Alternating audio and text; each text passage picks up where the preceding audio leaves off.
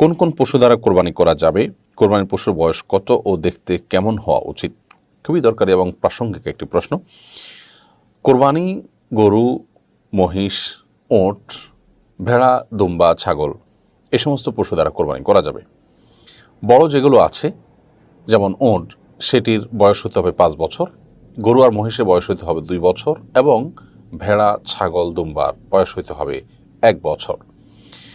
আর এই পশুগুলো যেন হৃষ্টপুষ্ট হয়, সুন্দর হয়, দেখতে ভালো হয়, প্রথম দেখাতেই পছন্দ হয়ে যায়, এগুলোর গায়ে যেন গোশত ভালো থাকে এবং এগুলো যেন নিষ্কলুষ থাকে, অর্থাৎ বড় কোনো ত্রুটিযুক্ত যেন না হয়।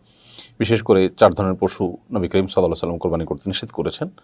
এর মধ্যে একটা হলো অন্ধ, আরেকটা হলো ল্যাংড়া, যে চলতে পারে না, এক পা তার অনেকটা অকেজো বা কষ্ট হয়, ঘুরিয়ে ঘুরিয়ে হাঁটতে হয় তাকে। আর আরেকটা হলো যে অনেক দুর্বল, যার কারণে জবের জায়গা পর্যন্ত হেঁটে যাওয়াও তার জন্য কঠিন হয়।